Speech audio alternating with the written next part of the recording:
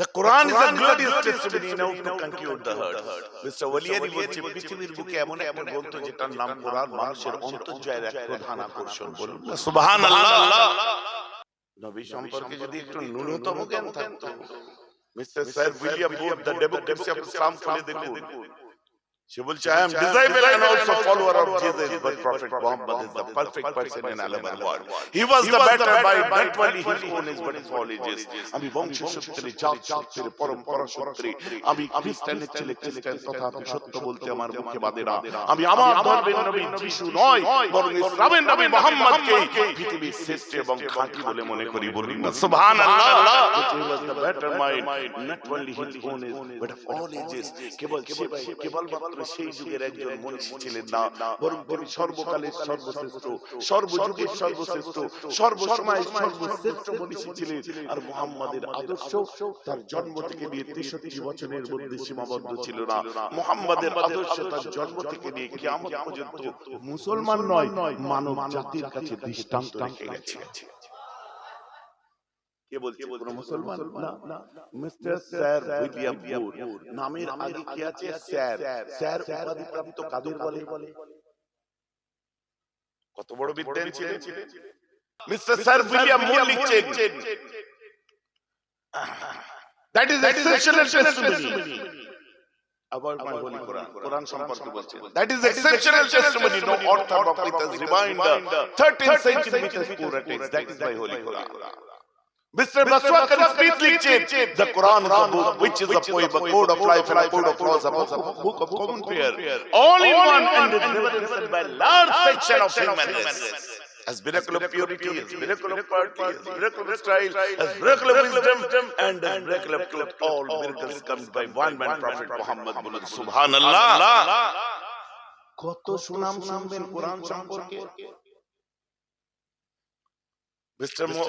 Morris Bukhari actually লিখছে, the trade of Hazrat Muhammad is free from the suspicions of ambiguity, and the Quran is a glorious testimony of the unity of Allah. আছেন কোথায়? পাগলা পরে আপনারা বলবেন তুমি একটা কোথা থেকে পড়ে নিয়েছো, পড়ো নেবেন, পড়তে পারবে, হাঁটু ভেঙে যাবে। কি সব ভেঙে ভেঙে পড়েও ছিল।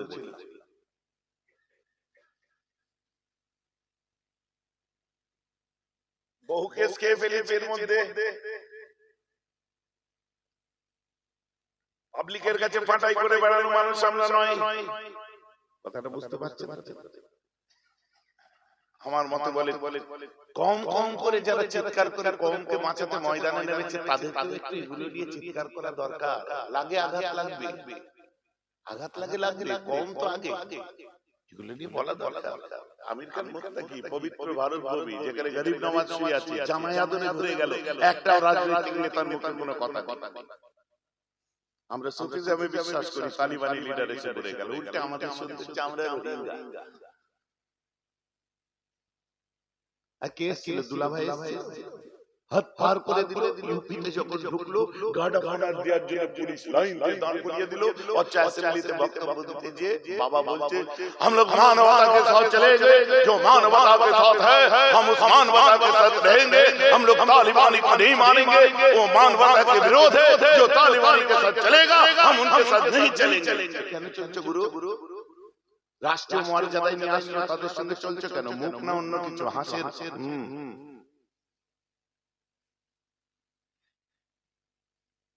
আমরা কিছু জানি না, তাই না?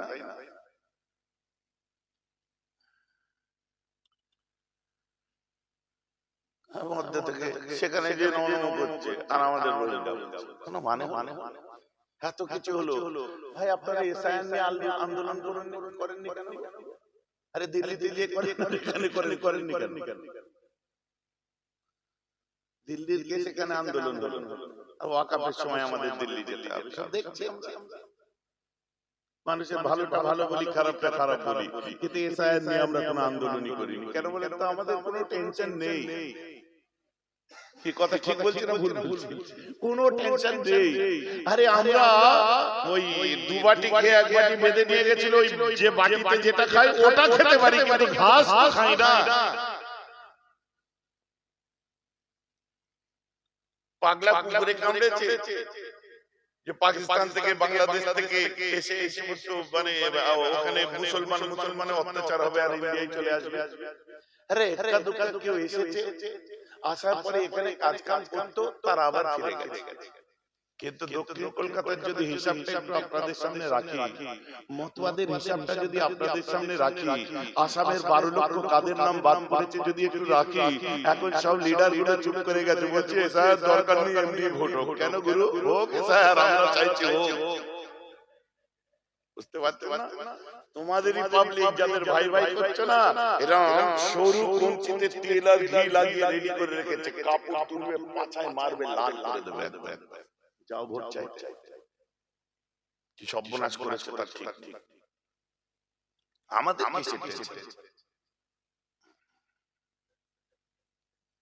খুব জোর হলে নাম গন্ডগোল হয়ে গেছে, নামের বানান গন্ডগোল হয়েছে। ওই এপিক নাম্বার চেঞ্জ হয় না। আপনারা কেউ আছেন যে হাত তুলে দেখাতে পারেন এত মানুষের মধ্যে নেই? সস্তায় বাজি করে লাভ নেই। যে ভারতবর্ষের বুকে বাংলা এমন একটা জায়গা, সারা ভারত যদি সম্প্রীতির ভারত হয়, বাংলা তার পীঠস্থান। যে বাংলার বুকে আমরা হিন্দু, মুসলমান, বৌদ্ধ, খ্রিস্টান, শিখ, ইসাই একে অন্যের পরিপূরক হয়ে সারা জীবন বেঁচে এসেছি। সেদিনও যে আমার বন্ধু ছিল অভিজিৎ ব্যানার্জি, আজও সে আমার বন্ধু আছে। তারাপীঠের এখন বড় তান্ত্রিক, তিনি মঙ্গলবারে বসে, অভিজিৎ নাথ। কি হলো? নিচু ক্লাসে কিছু ঝামেলা দেখা যাচ্ছে, কিন্তু একটা হায়ার ক্লাসে গিয়ে দেখুন এসব জিনিসের পাত্তাই দেয় না। যেসব ছেলে ইউনিভার্সিটি কলেজে পড়ে, এখানে বহু ছেলে বসে আছে, এইসব হিন্দু মুসলমান তাদের মধ্যে ফিলিং কাজ করে না, বন্ধু বান্ধব সব রকম আছে। কিন্তু কথা ঠিক না ভুল বলছি? এই যে পলিথিন ছেড়ে পাঁচা চালিয়ে ঢড় ভরে খেয়ে করে না, চুল্লুকর যা হচ্ছে চুল্লুকরদের মধ্যে হচ্ছে।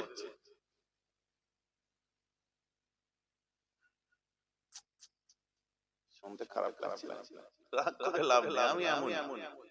আর এই কথাগুলো বলার জন্য কারো ঝান্ডার তলায় আমায় যেতে হয়, এই কথাগুলো বলার জন্য কোন রাজনৈতিক ঝান্ডাও ধরতে হয় না। সবাই আমার পাশে বসেছে, সবাই যে যার বাজার তৈরি করে দিয়েছে, এই ঝান্ডার নিচে এসে অনেকে বড় বড় হিরো হয়েছে। কিন্তু আল্লাহ শুকর, কারো ঝান্ডা ধরে আমাকে হিরো হতে হয় মাথা থেকে বার করে। মুজাদ্দিদে জামান দাদা হুজুরকে ভালোবাসি, তার সংগঠন 1926 সালে জমিয়ত উলামায়ে বাংলা আসাম করিয়া। বুঝতে পারছেন? আজ সার্ভিস কমিশন, মাদ্রাসা সার্ভিস কমিশন দেখতে পাচ্ছেন, এমএসকে এসএসকে আনএডেড মাদ্রাসা যে দেখতে পাচ্ছেন, এগুলো শিক্ষা আন্দোলন আমরা করেছিলাম। 13 দফা কর্মসূচিতে সফল হয়েছিলাম। তার আমরা শ্বেতপত্র তখনকার তদানীন্তন গভর্নমেন্টের কাছে দিয়েছিলাম, যাতে কেউ এটাকে আমাদের দাবি বলে উড়িয়ে না দিতে পারে। কারণ এখন তো রান্না ডালে ফোড়ন দেওয়ার মানুষ অনেক আছে। আপনারা তো সাক্ষ্য আছে। সেই শহীদ মিনার সমাবেশ পীর আল্লামা সাইফুদ্দিন সিদ্দিকী রাহমাতুল্লাহ হাজির ছিলেন, আবুল ফরাজ সিদ্দিকী রাহমাতুল্লাহ হাজির ছিলেন, নূরুদ্দিন সিদ্দিকী রাহমাতুল্লাহ হাজির ছিলেন, সব মুরব্বিরা হাজির ছিলেন। এগুলো তো অস্বীকার করতে পারবেন না। আমরা আন্দোলন করি মুজাদ্দিদে জামানের স্টাইলে। ব্যক্তিগতভাবে আমার ভাইয়েরা সব অনেকে রাজনীতি করে, এটা ব্যক্তিগত চয়েস, ভালো কাজ করে, স্যালুট করি তাদেরকে। সে যে দল থেকে করুক, যারাই করুক, ভালোটা ভালো বলবো, খারাপটা খারাপ বলবো। ভাইজান কথা বুঝতে পারছেন? তার জন্য আমাকে কারো হয়ে ক্যাম্পেইন করতে হবে 2026 এর ওয়াজ করতে এসে আমি রাজনীতি করে যাব, ও ভুলে যাব, আমার দ্বারা হবে। আর যুবকদের বলি, ফুলফুরাকে ভালোবাসতে গেলে দাদা হুজুরকে দেখে ভালোবাসো, কোন রং দেখে ভালোবাসো। কারণ বসিরহাটে কংগ্রেস থাকতে পারে, কিন্তু বসিরহাট কংগ্রেসের নয়। বসিরহাট আল্লামা ফুরফুরায় আইএসএফ থাকতে পারে, টিএমসি থাকতে পারে, কিন্তু ফুরফুরা মুজাদ্দিদে জামান দাদা হুজুরের। সুবহানাল্লাহ। আর আমার আইডল হলেন মুজাদ্দিদে জামান, ইতিহাসের পাতায় তাকে দেখেছি। আরে ওদিক দিয়ে ঘাবড়াবেন না, এর সঙ্গে কোনো ভাইয়ের কোনো অশান্তিও নেই, দ্বন্দ্ব। আমি পরিষ্কার স্বচ্ছ কথাগুলো বলি। কাউকে খারাপ লাগে, কেন লাগে জানেন? ও টিএমসি করে তাই ওকে খারাপ লাগে। ওকে খারাপ লাগে কেন জানেন? ও আইএসএফ করে তাই খারাপ লাগে। ওকে খারাপ লাগে কেন জানেন? ও সিপিএম বা কংগ্রেস করে তাই খারাপ লাগে। ও যদি সব জার্সি খুলে দিয়ে দাদা হুজুরের জার্সি করে আমার বক্তব্য শোনে, তাহলে এক কথাই বলবে সুবহানাল্লাহ। ঠিক কথা ঠিক বলছি না ভুল বলছি? আর আমি তো বলবোই। এবার কাউকে খারাপ লাগলে ও 100% আমার দরকার নেই। আমার বড় ভাই ইমরান ভাইজান বলে শোনেন না যে 100টা বাঁশ নিয়ে আমার কিচ্ছু লাভ নেই, একটাই স্টিলের রডই যথেষ্ট। 100টা ফাঁপা বাঁশের আমার কিচ্ছু লাভ নেই। 10টা ছেলে আল্লাহ শুকর আপনার এলাকায় পেটে বিদ্যা বুদ্ধি যদি থাকে ওই 10টা ছেলের মধ্যেই বেহরা সিদ্দিকী থাকবে, এটা আমার চ্যালেঞ্জ। ভাইজান কথা ঠিক বলছি না ভুল বলছি? বুঝার চেষ্টা করুন। কারণ ইন্টেলেকচুয়াল ছেলেরা বসেছে, চেহারা চোখ মুখ দেখলে আমি বুঝতে পারি। বুঝার জায়গা আমাদের বুঝতে হবে। আপনার চয়েস, আমারও একটা চয়েস আছে। ভোট দেওয়ার সময় দেবো, কিন্তু মারামারির সময় কেটে বলবো পরিষ্কার হিসাবে। আজকে জাতির জন্য বলতে হবে, অবশ্যই বলতে হবে। কেউ রাজনৈতিক ভাবে বলে, কেউ অরাজনৈতিক ভাবে বলে, কিন্তু মুজাদ্দিদে জামান সমাজের জন্য বলেছিলেন তাই সমাজ সংস্কারক ছিলেন, আর ধর্মের জন্য বলেছিলেন তাই তিনি জামানার মুজাদ্দিদ ছিলেন। বলুন না সুবহানাল্লাহ। দিনের শেষে আমাদের কবরে যেতে হবে, কবরে যাওয়ার প্রস্তুতি নেওয়ার জন্য দাদা হুজুর স্পেশালিস্ট। আমাদের সেটাও তো ভুলে গেলে চলবে, এটাও তো ফ্যাক্ট। লজিক্যালি আপনি আসুন আমার সঙ্গে। অতএব কারোর সঙ্গে আমার তালাক হয় না, আর কারোর সঙ্গে দুশমনিও হয় না, সবার সঙ্গে মহব্বত আছে। আমি আমার পিওভি যেটা, আমার যেটা পারসেপশন, আমি সেটা আপনার সামনে বলতে পারবো না, এতটুকু স্বাধীনতা আমার নেই। আপনার পয়েন্ট অফ ভিউ আপনি বলতে পারবেন না। বাকি আমার মজলিসে এখানে দেখুন আইএসএফ করা ছেলেরাও বসতে পারে, টিএমসিও বসতে পারে, কংগ্রেসও বসতে পারে, সিপিএমও বসতে পারে। ওটা আমার বিজনেস নয়, ওটা নিয়ে আলোচনা করা আমার কাজ নয়। আমি বরং আপনাদের কাছ থেকে অ্যাসেম্বলির রাস্তা কিভাবে দেখবেন এটা আমি বলবো না, পার্লামেন্টের রাস্তা কি করে দেখবেন বলবো না, আমি আপনাকে আল্লাহর জান্নাতের রাস্তা কি করে দেখবেন, আমরা সকলে কিয়ামতের দিনে লেওয়াউল হামদের নিচে দাঁড়াবো, কি করে সেই রাস্তা পাবো, ওই সিরাতুল মুস্তাকিমটাই দেখাতে যথেষ্ট। যার জন্য হাত তুলুন, আমি যাকে ভোট দিতে বলবো দেবেন, অনেকে হাত তোলে, হ্যাঁ পাগল পাগল। তুই আমার কাছে অ্যাসেম্বলির রাস্তা দেখতে চাস, পার্লামেন্টের রাস্তা দেখতে চাস, আমার কাছে তো সিরাতুল মুস্তাকিম দেখতে চাস। আল্লাহ তোকে আমাকে উভয়কে যেন ওই রাস্তায় চালায়। কথা ঠিক বলছি না ভুল বলছি? আমার ভাই, অতএব আপনার ব্যক্তিগত চয়েসই আপনি ভোট দেন, ওখানে আমার ইন্টারফেয়ার থাকবে না। আমি একবার বলবো না, আর কোনদিন আমার এত ভালোবাসার ছেলে আছে জীবনে জিজ্ঞেস করিনি যে কোন পার্টি করিস, জিজ্ঞেস করিস মাথায় কোরআন দিয়ে জিজ্ঞেস করিস, কারণ ওটা আমার বিজনেস নয়। আমি এই ফিল্ডে কাজ করছি, আমার বাপ দাদু শ্রম মেহনত আছে তাই করছি, আলহামদুলিল্লাহ। যদি আমি এই ফিল্ডে না আসি আমার কোনো অসুবিধা নেই, বরং এতে আমার ক্ষতি। অল্প হলেও কিছু তো করি আমি নাকি 2009 সাল থেকে। আব্বাকে দেখেছি, চাচাকে দেখেছি, চাচা জানদেরও এখনো দেখছি, আমার মুরব্বিগুলো এখনো গলা ফাটিয়ে বেড়াচ্ছে আপনাদের কাছে। এদের এই মেহনতকে সম্মান দেওয়ার জন্য সপ্তাহে 3 দিন আমি বারবার ইদানিং একটু ঘন ঘন বার হচ্ছে। কোন জলসালা এখানে বলুন তো, আমার হাতে নজরানা দিয়েছেন আর আমি মুখে জিজ্ঞেস করেছি কত আছে, মাথায় কোরআন নিয়ে কোন জলসালা বলা আমাকে দিয়েছেন কত আছে, কত দিচ্ছ, কত দিচ্ছ জিজ্ঞেস করিস। একটা জল অন ক্যামেরা অন মাইক্রোফোন মুসাফা পয়সা নিয়েছি। ধরজন হজ আমি তো সুন্নাত, বেশক সুন্নাত আমি অস্বীকার করি না, তো সুন্নাত মুরিদের জন্য পীরের জন্য নয়, সুন্নাত খালি আপনার জন্য আমার জন্য না। আমাকে দেবে আল্লাহ, যাকে সামর্থ্য দিয়েছে সে আমায় দিক, আর আপনি আমায় দিচ্ছেন। সাইকেলে টিউব সারতে গেলে আপনার টেনশন হচ্ছে, বাইকের 100 টাকার বেশি তেল কিনে হিসাব করে 100 টাকার তেল দিবে বেশি পাঁপলা পুরো পরেশান হয়ে গেছে। মেশিন সারতে বাসে বোধহয় 6000 টাকা খরচা হয়, আর তেল নেই 25 টাকা 50 টাকা। আচ্ছা আমাকে নজরানা দিয়ে দিল মহব্বতে, আর আমি সেই টাকা দিয়ে বিদেশি গাড়িতে তেল ভরে চলেছি। এটা হাতে হাতে সুন্নাত। আমার তো দোয়া করা দরকার, আল্লাহ তোমাদের অনেক ধনী লোক করুক, যাতে তুমি আরো 5টা গরিবের সাহায্য করতে পারো। ধন ধন লোকে খাবে, খোদা না গরিব করে। কোনদিন বলেছি বাবা তোমার জাকাতের 100 পিস লুঙ্গি আমাকে দিও, 50 পিস শাড়ি দিও, 200 টাকা কোরআন শরীফ দিও? জীবনে বলেছি? কারণ আল্লাহ তোমাকে ধনী লোক করেছে তোমার এলাকার তোমার আত্মীয় স্বজনের জন্য। তোমার জাকাত পুরো হুজুরকে দেওয়ার জন্য নয়, কোনো মাদ্রাসায় দেওয়ার জন্য নয়। তোমার ঈদগাতে লুঙ্গিতে গেরোবেতে তোমার ভাইটা নামাজ পড়বে, আর তুমি 150 লুঙ্গি বেরাব সিদ্দিকের কাছে পাঠাবে। তোমার পাশের বাড়ির মেয়েটি ছেঁড়া কাপড়ে ঈদ করবে, আর তুমি 500 শাড়ি বেরাব হুজুরের কাছে পাঠাবে। আর আমি সেগুলো দান করে ফার্স্ট পেজে পেপারে ইউটিউবের হেডলাইন, বেরাব সিদ্দিকী 30,000 মানুষকে কাপড় দিল। আমার বাবার টাকা থেকে দিলাম। ভালোবাসুন। হুজুর আপনি তো পীর বিরোধী কথা বলছেন। না, আমি মুফতি আজম মেজো হুজুরের হাতে হাত দিয়েছি। মুরব্বিদের জিজ্ঞেস করুন, আমি যেটা শিখেছি আমি সেটা বলছি। আর আই থিংক আমার যে মুর্শিদ ছিলেন উনি অনেক অনেক বেশি বুঝতেন, অনেক বড় তাকওয়াওয়ালা ছিলেন, তাই দাদা হুজুর থেকে মুফতি আজম করেছিলেন। ভাইজান আমার কথা বুঝতে পারছেন? আমি তার কাছে যেটা শিখেছি, আমি পীরের ছেলে এটা আমার অহংকার নয়। আল্লাহ আমার চাচাকে পীর আল্লামা সাইফুদ্দিন সিদ্দিকী রহমাতুল্লাহকে, পীর আল্লামা কুতুবউদ্দিন সিদ্দিকী মাদ্দাসাল্লাহু আলাইহি, পীর আল্লামা নুরউদ্দিন সিদ্দিকী, আল্লাহ আমার বাপ চাচাগুলোকে আলেম করেছিলেন। আমার পীরের ছেলে এটা আমার অহংকার নয়, আমি আলেমের ছেলে এটা আমার অহংকার। আর আমি যেটা শিখেছি ওই তাদের ছলকে পড়া পানি আপনাদের দেখাতে এসেছি, ওদের সোহবত থেকে শিখেছি। এই যে কথা বোঝা যাচ্ছে? আমার মুসলমান খেয়াল করে শুনুন, এগুলো শুনলে আবার অনেকে কমেন্ট করে এই ওয়াজ হচ্ছে না বাপ দাদুর গল্প হচ্ছে। গুরু বাপ দাদুর গল্প শোনো। আমার বাপ দাদু ছিল বলে তোমার বাপ দাদু গুলো আজও পর্যন্ত সুন্দর করে মাথায় টুপি দিয়ে লুঙ্গি পরে ঘুরে মসজিদে যেতে পারছে। আর হক কথা বলে দিচ্ছি, যদি পূর্ব ভারতের জমিনে মুজাদ্দিদ জামানের আবির্ভাব না ঘটতো, ইতিহাস বলছে পূর্ব ভারতের মানুষের মধ্যে ভ্রান্ত সুফি খ্রিস্টান মিশনারি ভণ্ড পীর ফকির লামা জামাতের প্রভাবে প্রভাবিত হয়ে আমার আপনার বাপ দাদুগুলো ঈমানের অস্তিত্ব থেকে সরে যাচ্ছিল। ঈমানের অস্তিত্ব তাদের থাকতো না, তারা ঈমান নিয়ে বেঁচে থাকবে না, বেঈমান হয়ে কবরে যাবে।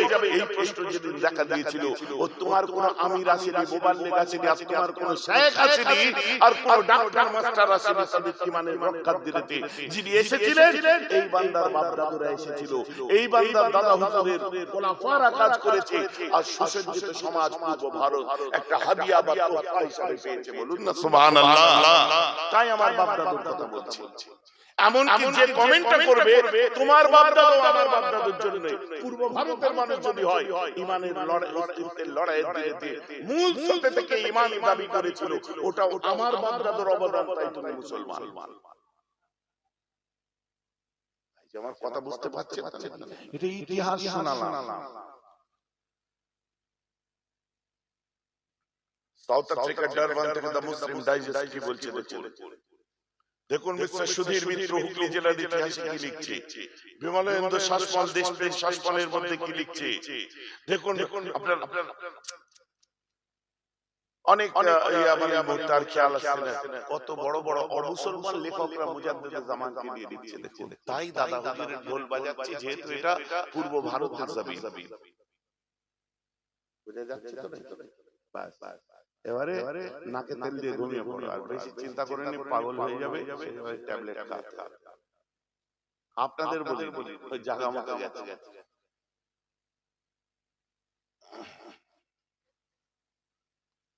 আমার মুসলমান খেয়াল করে শুনুন, আমার রাসূল যখন ঘুরে গেলেন, আবু বকর সিদ্দিক ঘুরে গেলেন, ওমর ফারুক ঘুরে গেলেন, ওসমান গনি ঘুরে গেলেন, হযরত আলী ঘুরে গেলেন। আমার রাসূল বলছেন, এই আলী তুমি ঘুরলে কেন? আপনাদেরকে যদি প্রশ্ন করি, জিবরাইল সাহাবাদের কাছে এসেছিল না নবীর কাছে? আমার নবীজির কাছে। তো আমার নবীজি ঘুরে যেতে পারতেন কিবলার দিকে, কাবার দিকে ঘুরতে পারতেন, ইনারা ঘুরলেন কেন? নামাজি দিকে দেখে বোধহয়। হে আলী তুমি ঘুরে গেলে কেন গো? বলছে হুজুর ওই আসহাবে সালাসাকে দেখলাম, ওসমান গনি ঘুরলো, ওমর ফারুক, আবু বকর সিদ্দিক ওরা ঘুরেছে, ওদের দেখা দেখে আমি ঘুরে গেছি। আয় ওসমান দাঁড়ে আকরামে বসে তোমাকে এই শিক্ষা দিয়েছি, তুমি ঘুরলে কেন? বলছে হুজুর আমি কি করব, ওমর ফারুক ঘুরেছে তাই ঘুরেছি। ওমর তুমি ঘুরলে কেন? বলছে হুজুর আবু বকর সিদ্দিক ঘুরলে। আবু বকর আপনি কেন ঘুরলেন? বলছি কিবলা ওদিকে না ওদিকে আমার বুঝার প্রশ্ন আসছে। আল্লাহ এদিকে না ওদিকে আবু বকর জানতে চাই না, আমার কলিজা আমার রাসূল যেদিকে আমি আবু বকর সেদিকে। বলুন না সুবহানাল্লাহ। নীতিটাকে ঠিক করে দিলেন।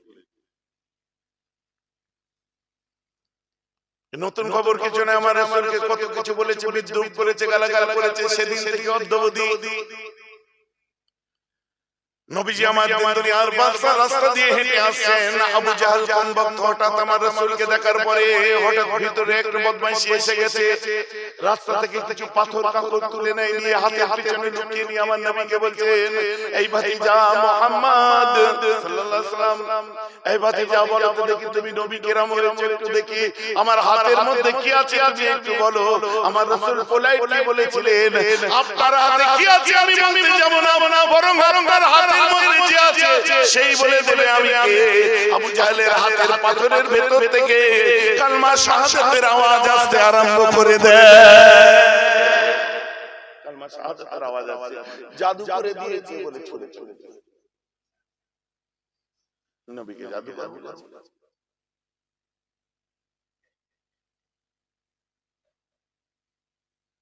আমার রাসূলকে বারবার কটাক্ষ করা হতো, আমার নবী এই জানতেন না, ওই জানতেন না, সেই জানতেন না, বারবার বিভিন্ন কথা।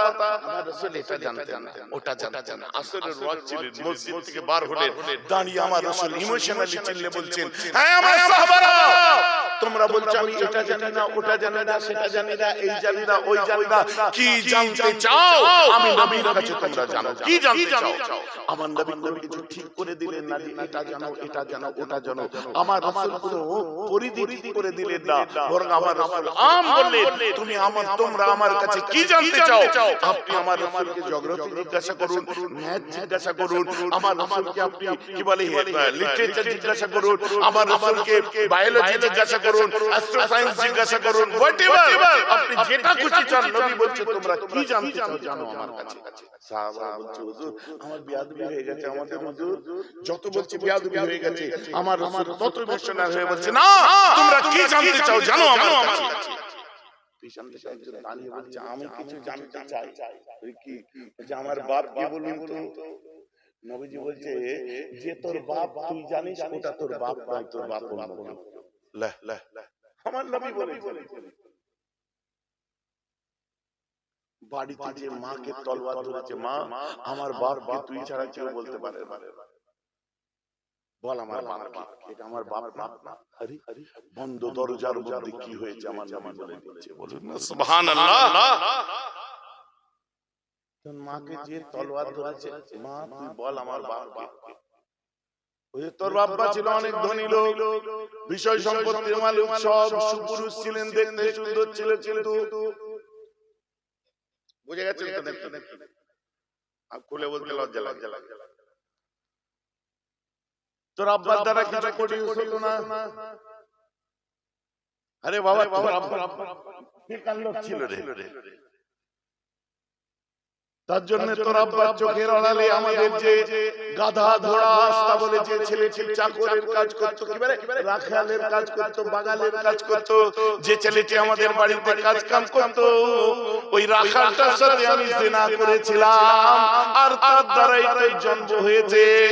ওরে শোনা, মুহাম্মদ সত্য কথা বলেছে।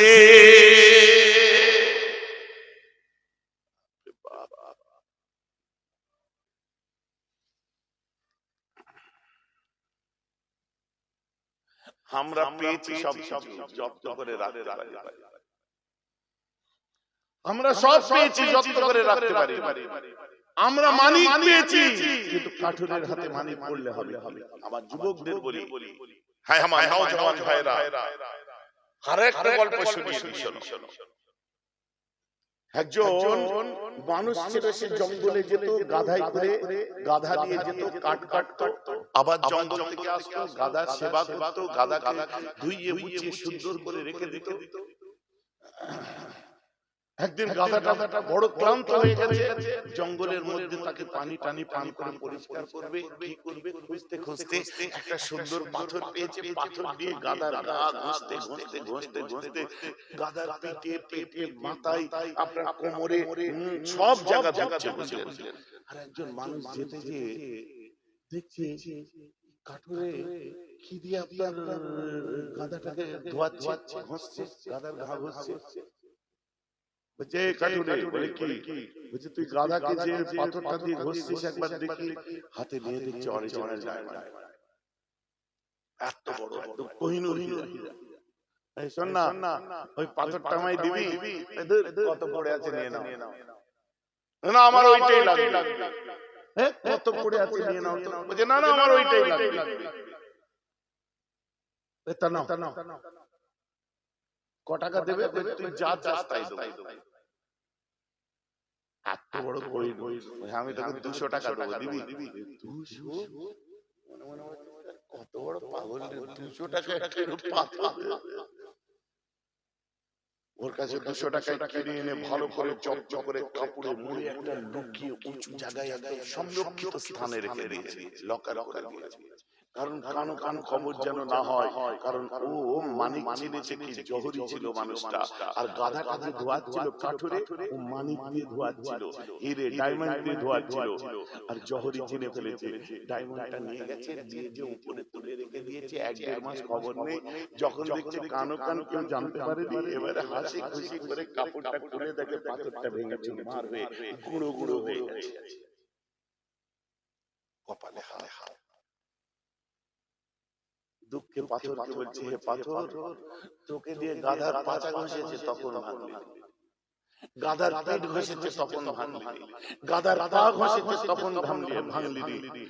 আমি জহরি তোকে যত্ন করে তুলে রাখলাম, তুই ভেঙে গেলি। পাথর তখন বলছে, ও কাঠুরি, ও আমার মর্ম বোঝে না, তাই জন্য আমাকে দিয়ে গাধার পাছা ধুইয়েছে। ও কাঠুরে মানে কি জিনিস বুঝে না বলে গাধার পা ধুইয়েছে। তুই তো জহরি, তুই তো আমার মূল্য জানিস, তুই আমার মূল্য মাত্র 200 টাকা দিবি। আমার বুকটা এখানেই ভেঙে চুরমার হয়ে গেল। কথাটা আমার বুঝতে পারছেন? আল্লাহ তোমাদের সামনে মানিক দিয়েছে আমার যুবক ভাইরা। ওরা কি বুঝবে, ওরা কি জানে পাগলা জোকার গুলো। আমরা তো মর্মটা বুঝি। আমাদের দ্বারা সেগুলো যেন কোনোভাবে মিসইউজ না হয়, আমাদের দ্বারা যেন সেগুলোকে নিয়ে কোনো রকম ছেলে খেলা না হয়। বলি আউলিয়ারা তাদের জীবনের পরিশ্রম আমাদের কাছে তাদের অনেক কিছু মূল্যবান রক্ত দিয়ে গেছে, ওগুলো সংরক্ষণ যদি ঠিক মতো না করে মূল্যায়ন না করতে পারি, প্রকৃত তার মূল্য যদি আমরা না দিতে পারি, তাহলে তো তাদের মন ভেঙে চুরমার হবেই। এই যে আমার কথা বুঝতে পারছেন? যা আমার ভাইরা, কটা বাজে?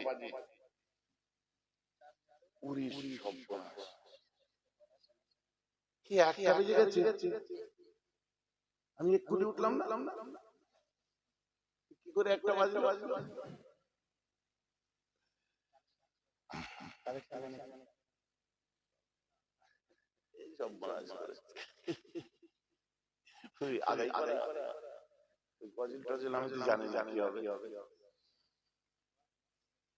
ভাই যে আমার কথাগুলো বুঝতে পেরেছেন তো নাকি? যুবকেরা বুঝতে পেরেছে তো? তর্ক এটা আমি বাস্তব উপমা দিই, যারা আমাকে খুব গার্ডিয়ালি ভালোবাসে তাদেরকে আমি বলি। কদিন আগে আমার সাথে একটা ইনসিডেন্ট ঘটেছে। একজন মানুষ খুব সামনাসামনি আমাকে অপমান করেছে। অপমান মানে জানি না আসলে তার ইন্টেনশন কি ছিল। কেন বলছি? বুঝার জন্য। আমাকে সামনাসামনি এসে বলছে, আপনার কোথায় বাড়ি? হুগলি জেলা। আপনি কি করেন? না আপনাকে দেখে মনে হচ্ছে আপনি কেউ টুপি মাথায় ছিলেন না, আপনাকে দেখে তো কিছু একটা মনে হচ্ছে। কি মহা মুশকিল, কিছু একটা মনে হচ্ছে। তো যে দোকানে ছিলেন সে দোকানদার বলছে উনি ফুরফুরার হুজুর, আর বলতে কেমন তেলে বেগুনে চলে গেছে। ফুরফুরার হুজুর আপনাদের বেশি দিন চলবে না। আমার বাপ কবে এর কাছে ধার করে রেখেছিল যে নাম শুনে রেখে গেছে। বুঝতে পারছি। মনে হয় কি আমি আসলাম। দেখুন আমরা সহি আকীদার মানুষ, আমরা কোরআন আর হাদিস অনুযায়ী চলি। নবীজি আমাদের কাছে দুটো জিনিস রেখে গেছে, ওই দুটো অনুযায়ী চলি। এই পীর ফির এসব আমাদের চলে না, কোরআন হাদিসের কোথাও নেই। আর যেদিন এই মিলাদ কিয়াম বন্ধ হয়ে যাবে, আপনাদের ধর্ম ব্যবসা বন্ধ হয়ে যাবে। আরে একদম পুরো মানে বিন্দাস বলে চলে গেল। আমি চুপচাপ হাসলাম। আপনি মিলাদ কিয়াম করেন না? ঠিক না, ঠিক আছে আপনি বলুন, আমি শুনছি। আপনারা হলে রেগে যেতেন কি যেতেন না? রাখতেন কি রাখতেন? আমার যুবক ভাইদের বলি, কারণ আল্লাহ বলে দিয়েছেন যে যদি কোনো এমন মানুষ তোমাদের কাছে এসে কিছু বলে, বলো সালাম, খুশ হয়ে যাও। কারণ তুমি বুঝতে পারছো তার গ্রেডটা তোমার সেকেন্ড টাইম লাগে না মাপতে। তার লেভেলটা কোন লেভেল তোমার কিন্তু সেকেন্ডও লাগবে না মাপতে। আমি শুধু এতটুকু বললাম, ইটস আওয়ার রিলিজিয়াস ডাইভার্সিটি। মানে আজ এটাই হচ্ছে আমাদের ধর্মীয় বৈচিত্র্য, যেখানে কাদিয়ানীও আছে, শিয়াও আছে, আলে হাদিস আছে, সব আছে। বুঝতে পারে ঘরে যে শুনে বুঝতে পারে যে আমি অন্য কোন দলের নাম বলবো না। একই পাল্লায় কাদিয়ানী, শিয়া সব এক পাল্লায় ঘরে যে ভাবো তর্ক করার দরকার নেই। তোমাকে কেউ খারাপ বলে দিলে তুমি কি খারাপ হয়ে গেলে? তোমার বদনাম কখন মানুষ করবে? যখন দেখবে তোমার সমালোচনা করছে, তোমার বদনাম করছে। আমার যুবক ভাইদের বলি, মুরব্বিদের বলার আমি করবো না, আমার যুবক ভাইদের বলি বিলিফ সিস্টেমকে স্ট্রং করো। আর নিজে মনে মনে একটা জিনিস ভাবো, তুমি চিন্তা করে দেখো যে তোমার বিলিফ সিস্টেম যদি স্ট্রং হয়, তোমার যদি নিজের উপর আস্থা বিশ্বাস, নিজের ধর্মের উপরে, নিজের কর্মকাণ্ডের উপরে তোমার যদি আপনার বিশ্বাস স্ট্রং হয়, তুমি থাইল্যান্ড লক্ষ্য করো। Thailand বাসীর customs of visa different and তাদের belief system কত strong. They people piercing the bamboo stick in him. We are saying that is torture, but they people say it's not torture, but we are getting purified. Our Lord getting close to us. See the South India, they people carrying the Durga lamination as open burning. We are saying that is torture, but they said no, we are getting purified. Our Durga Maya getting close to us. It is the belief system, বিশ্বাস অন্তরের মধ্যে ঢুকেছে। এখানে বাঁশের কঞ্চি ঢুকিয়ে দিক থেকে বার করছে। থাইল্যান্ডে দেখুন belief system স্ট্রং করেছে। আপনি এত বাস্তব একটা ধর্ম পেয়েছেন যে কোরআনের মধ্যে সেদিনে যেটা লিখেছে আজও চোখে দেখতে পাচ্ছেন। কোরআন বলেছে ফেরাউনের কথা, মিশরের জাদুঘরে আজও ফেরাউন আছে। কোরআন বলেছে দুটো সমুদ্র বয়ে যাচ্ছে, মধ্যে কোনো পর্দা নেই, একটার সঙ্গে আরেকটা পানি মিশছে না। আপনি চলে যান মায়া, চলে যান ত্রিবেণীতে, গঙ্গার দুটো পানি বয়ে যাচ্ছে, দুটো কালার একটার সঙ্গে আরেকটা মিশছে না। মারাজাল বাহরাইনি ইয়ালতাকিয়ানি বাইনাহুমা বারযাকুল লা ইয়াবগিয়ান। কোরআন তো মিশতে কি একটার সঙ্গে আরেকটা? কোরআন যা যা বলেছে, আজকে কোরআনে অ্যাস্ট্রোনমি খুঁজুন পাবে, কোরআনে গণিত বিদ্যা খুঁজুন পাবে, কোরআনে মেডিকেল খুঁজুন পাবে, কোরআনের মধ্যে all in one and referenced by a large section of human race. মানব জীবনের একটা বিশাল বড় অধ্যায়কে মেইনটেইন করে কোরআন। ये পাগলা और আপনারা বলবেন বলে দিতে হয়ে গেল। বুঝতে পারছেন?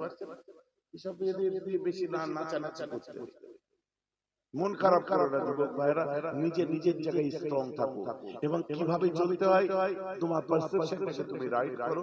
তার জন্য তোমাদের প্রয়োজন আছে গাইডলাইন। আলহামদুলিল্লাহ আমরা তৈরি আছি। এই কথা বুঝতে পারছেন? আমার লক্ষ্য একটাই যে ইয়াংস্টার নিউ জেনারেশন যারা আজকে সমাজের মূল স্রোতে আসতে চাচ্ছে তাদেরকে সুযোগ করে দাও, তাদেরকে জানতে দাও, তাদেরকে বুঝতে দাও। তাদের অনেক প্রশ্ন থাকতে পারে, অনেক কিছু জানার থাকতে পারে, বোঝার থাকতে পারে, তারা আমাদের কাছেই তো সেগুলো বুঝে নেবে। কথা বুঝতে পারছি? যাই হোক, আজ আর আমি বেশি দেরি করছি না, একটা বেজে গেছে। আমি সেই বলিনি প্রথমে, এখন বলি, আমি সেই বেলা 8:30 থেকে কাজ করছি। গতকালও তাই হয়েছে, তার আগের দিনও তাই হয়েছে, আজও তাই হয়েছে। আগের দিনে ছিল তেতুলিয়া, ওখান থেকে করে নিয়ে এসে আবার একটা ওখানে পাশে একটা মিটিং করলাম, করে সেখান থেকে আসলাম তোদের এখানে আমাদের কামারপুরে আসলাম পাশে। কিন্তু আপনাদের বুঝতে দিন ক্লান্ত শরীর। চিন্তা করেন রাত 8টা, বেলা 8টা থেকে পরের দিন একদম এই ফজর পড়ে যে প্রতিদিন শুনছি ক ঘন্টা কাজ করছি। বুঝে যাচ্ছে তো ভাইজান, ইনকামও তো সেরকম হচ্ছে। আরে এটা আমার ইনকাম নয়, কথা বুঝতে পারছেন? এইসব উৎস তোমরা জানো না, ব্যক্তিগতভাবে বসো জেনে যাবে। তখন এক দাড়ি পাল্লায় এক বাটখারা দিয়ে ওজন করতে আর ভালো লাগবে না। আরে কিছু তো খুলুসিয়াত আছে, তাহলে তো একটাও ঘটনা শুনে না আপনাদের। আমি তো একটা ঘটনায় টাইম পার করে দিতে পারতাম। আমার ভাইরা, অতএব বোঝার চেষ্টা করুন। 10% মানুষ বুঝলেও আমি জানবো আমি সাকসেস। যুবক ভাইদের বলি, Islam is a glorious religion but very easy. অনেক বড় ধর্ম কিন্তু খুব সোজা। আমাদের সেটাকে নিয়ে চলতে গেলে খুব সরল সোজা ভাবে চলতে পারবো। অযথা যারা কমপ্লিকেটেড করে দেয় সেই জায়গা থেকে দূরে থাকবে। কেননা এখন নামাজ পড়ছে জুম্মা 8 দিন, সেও ফতোয়া দিচ্ছে এটা করতে নেই, ওটা করতে নেই, এটা করতে হয়, ওটা করতে হয়। ইয়াংস্টাররা মসজিদে গেছে নামাজ পড়তে, জুম্মার দিনে নামাজ পড়ছে, ফার্স্ট কাতারে বেচারা আমার ওয়াজ শুনেছে, ফার্স্ট কাতারে দাঁড়িয়েছে, দাঁড়িয়ে আল্লাহ এত মন দিয়ে নামাজ পড়ছে, পাশে এসে আরেকটা নামাজি দাঁড়ালো, দাঁড়িয়ে আল্লাহ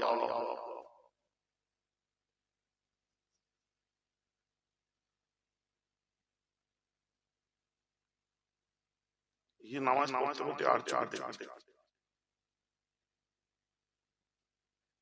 তাদের সামনের কাতারে আজকে ঈদের দিনে তাদের সাথে গলায় গলা মিলানো, ওদের সাথে মিললে আমাদের শরীরটা নাপাক হয়ে যাবে। কেন? ওই অসুবিধা আছে। কি অসুবিধা আছে? মাল খায়, মাল খায়। আপনি বলেন এই মজলিসে একটাও গাঁজাখোর বসে নেই। এই মজলিসে একটাও মদ খাওয়া ছেলে বসে নেই। এই মজলিসে আপনারা বলেন আছে নিশ্চয়ই। এই মজলিসে একটাও পল্লিয়া ছেলে বসে নেই। এই মজলিসে একটাও সুদখোর নেই। বললে ভাইজান ডাইরেক্ট বলছেন আপনাকে আর দাওয়াত করবে না। একবার দাওয়াত করতে যে কমিটির কতবার ঘুরতে হয়েছে জিজ্ঞেস করুন। 10 বার ফুটপাতে গেলে আমি দেখতেই পারতাম। আমার টাইম সেই সন্ধ্যাবেলায় বাড়ে 2 ঘন্টা। আমার কোনো গদি নেই বসে।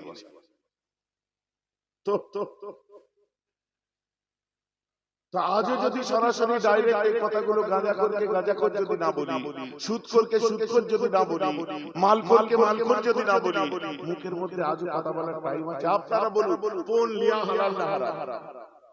আরে জোর করে বলুন, যারা নিয়েছেন তারা বলুন হারাম। কোন লিয়া কি হারাম? কিন্তু আমি আমার যুবক ভাইদের একটা কথা বলতেই পারি, তোমরা কোনদিন আমাদেরকে প্রশ্ন কিসের জন্য করুনি, আজকে তার উত্তর দাও। কারণ কোন নিয়া কি বললে তোমরা জোরে বলো। বিয়েটা কি মাস্টারে পড়ায়? বিয়েটা ডাক্তারে পড়ায়? বিয়েটা উকিলে পড়ায়? বিয়ে কারা পড়ায়? প্রশ্ন করেছে সেই আলেম হুজুর যৌতুকের বিরুদ্ধে ওয়াজ করেন, কিন্তু বিয়েটা কেন পড়ায়? করিনি আমরা প্রশ্ন। বাবা ওরা হুজুর কোথায় বদদুয়া দেবে, দূর হয়ে যাবে, আমরা করি। আরে ওই ছেলেটি গাঁজাখোর আঙ্গুল তুলে দিয়ে অনেক সোজা ব্যাপার। আপনি প্রশ্ন করেছিলেন ভাইজান আপনি আমায় গাঁজাখোর বলছেন, কিন্তু এবছরে আপনার যাকাত কত টাকা হয়েছিল পারফেক্ট কয় হিসাবটা বলুন তো। 100 জনের মধ্যে 10 জন জানেই না তার কত টাকা যাকাত হয়, আর 10 জন জানে, 100 জনের 90 জন জানেই না তার কত টাকা যাকাত হয়, আর 10 জন জানে যারা দেয়। এখন আপনি বলুন যদি মদ খাওয়া হারাম হয়, গাঁজা খাওয়া হারাম হয়, তো যারা গাঁজা খায় মসজিদের তেজ সীমানা মারায়, যারা মদ খায় মসজিদের তেজ সীমানা মারায়, আর যে জাকাত মেরে খাচ্ছে নিজের বউ বাচ্চা নিয়ে ঘরে বসে হারাম খাচ্ছে জাকাত না দিয়ে, ওরা 5 ওয়াক্ত নামাজও পড়ে। একবারও বলেছেন যে আপনারা নামাজ পড়ে হারাম খান কেন? আপনাদের থেকে আমরা ভালো আছি, মাল খেতে পারি, মসজিদ চত্বরে গেছিলাম। আপনি হারাম খেয়ে মসজিদে যাচ্ছেন, তাহলে আপনার আমার তফাৎ নেই। আমিও হারাম কর, আপনি হারাম কর, আপনি নামাজি হারাম কর, আমি বেনামাজি হারাম কর। আপনি সুদ খেয়ে টলেন না, ঘুষ খেয়ে টলেন না, যাকাত মেরে খেয়ে টলেন না, আমরা একটু দিলে টলতে টলতে আসি। তফাৎ এতটুকুই, বাকি দুজনেই হারাম হারাম পালাপালি করি। বলেছেন এই যে আমার কথা শুনতে খারাপ লাগছে আঙুল তুলে দেয়া খুব ভালো ভালো গাঁজা খোর আমাদের সমাজে জাকাত বেড়ে খাওয়া সুদ খুন্নি কেউ কোনোদিন বলে ডাইরেক্ট বললে আগামীবারে যদি দাওয়াত না করে হুজুর এরকম বলবেন তাও তাহলে নিকুচি করে 50 লাখ টাকা দিলে যাব হক কথা শোনার কান থাকবে নিয়ে আসুন গোলাম হয়ে দৌড়ে আসবে দুঃখ নিলেন নাকি কথায় তারপরেও বলবো আপনি দুঃখ নিলেও ভাইজান আপনাদের দোষ বললাম তো আমরাও তাতে আবার সাথ দিচ্ছি বিয়ে পড়া ভাইজান আমাদের মধ্যে সাহেব পড়াবে না তো কে পড়াবে আরে 50টা ছেলে ইমামের পাশে দাঁড়ান মসজিদে যান আপনারাও নামাজি হন 50টা ইয়াং ছেলে ইমামের পাশে দাঁড়িয়ে বলুন যে আমাদের ইমাম সাহেব যখন তোর মেয়ের কন্যা বিয়ে পড়াবে না বলেছে তো পড়াবে না বাস ওনার সাথে আমরা আছি কারণ আমাদের ইমাম রেখেছে নামাজ পড়াবার জন্য ওদের পিছনে আমাদের মুরব্বিরা নামাজ পড়ে আর তোমরা ওই কন্যা বিয়ের ইমামকে দিয়ে পড়াবে আমাদের নামাজ গন্ডগোল হয়ে যাবে গ্রামের মধ্যে রেগুলেশন তৈরি করুন দেখবে যে বিয়ে পড়াবার লোক থাকবে না তো কোনটা নেবে কিন্তু এগুলো খুব কঠিন আসুন জমিয়ত উলামায়ে বাংলা আসার ছাত্র ছায় আসুন কমিটি গঠন করুন দাদা হুজুর 1926 সালের সংগঠন আঁকড়ে ধরুন এটাকে নিয়ে আমার পেট চালাতে হয় এটাও আমার নেশা যেহেতু দাদা হুজুর গাইডার হিসেবে বেরিয়েছে আসুন সংগঠিত হন দেখবেন আপনার গ্রামের উন্নতি হবে যার জন্য দাদা হুজুর জলসা করে চলে যাবেন সেই জায়গায় একটা করে প্রতিষ্ঠান একটা করে সংগঠন রেখে গেছিলেন আমরা তার স্টাইলই চলি যাই হোক ঠান্ডা লাগছে বিশাল এটাকে নামে কি করে বসে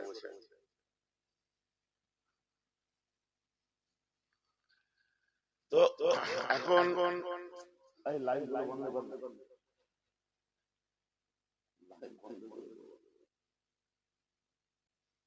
বহুত দূর থেকে কষ্ট করে ঠান্ডায় এরা আসে ভাইজান ইনকামও সেরকম হয় এদের ইনকাম খুব একটা নেই জানেন আমি নিজে দেখেছি করে আমার ব্যক্তিগত কোনো চ্যানেল নেই কিন্তু একটা আছে ৬২,০০০ সাবস্ক্রাইবার এতে কিছু মজা নেই নেশাই দৌড় আর এদের বক্তব্য কোথায় ইউএসএ থেকে শুনছি অস্ট্রেলিয়া থেকে কত দেশ থেকে শুনে বুঝলেন এদের খেদমত আল্লাহ কবুল করুন এদের জন্য দোয়া চাই আল্লাহ ঠান্ডায় ভালোভাবে বাড়ি পৌঁছান ভাববেন না যে আপনার যাতে বেশি করে ছাড়ে ওই জন্য বলছি আমি এই সমস্ত জগৎ থেকে অনেক দূরে থাকি এত কিছু হচ্ছে আমার পার্সোনাল বাইট দেখাতে পারবো না যা হচ্ছে বক্তব্য হচ্ছে যত মিডিয়া আছে তারা সব জায়গা ঘুরে মাজারের সামনে চলে আসে অনেকে জানেই না ওটা আমার দরবার হচ্ছে ওখানেই বসে থাকে কি গো কথা ঠিক বলছি না অনেকে জানে না ওটা আমার দরবার সোনি আউজা বলে সোনু আউজা বলে কি বলে আইএনএর যে রিপোর্টার ইন্ডিয়া টিভি সব ওখানেই বসে আছে ওটা আমার দরবার জানে কারণ ওটা আব্বা করে দিয়েছিলেন আপনাদের জন্য যে ঘরটার ভেতরে আমি বসে অসুবিধা হই আমার বাকিটা আপনাদের ফ্রিজ সব লাগিয়ে রেখে দিয়েছি যখন যাবে ঠান্ডা পানি টানি খাবে না এখন শীতের সময় নয় ঠিক আছে আমার সঙ্গে দেখা না হলো কোনো ব্যাপার না আপনারা দাদা হুজুরের মাজার জিয়ারত করবেন ফায়জিয়াত হবে দেখা হলো আলহামদুলিল্লাহ না হলো তাও আলহামদুলিল্লাহ কিন্তু ওলির দরবারে যাওয়া অভ্যাস আপনারা ছেড়ে দেবেন কারণ এর ভিতরে অনেক কিছু পাওয়ার আছে চলুন যেটা বলছিলাম কেটে গেছে লাইভ আপনারা এই জলসার জন্য আগামী বছরে কেউ কিছু দিতে পারবে নাকি বলুন আমার ঘরে যে ঘুমাতে হবে ফজরের মধ্যে ঢুকতে হবে কেউ যদি এই চাইবো বলবো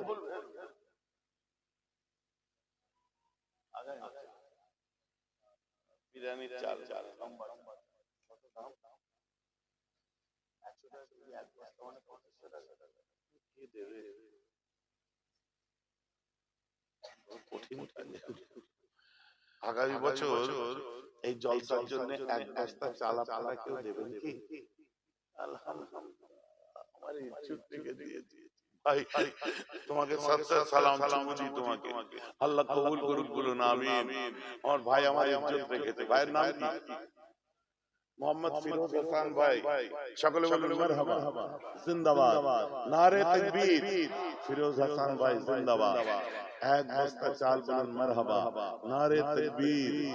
আরেকজন ভাই একটু বলে, অনেক অনেক বড় ব্যাপার, একটু চেষ্টা করলে, দেরি করলে বেকার দেরি হবে, বুঝলেন?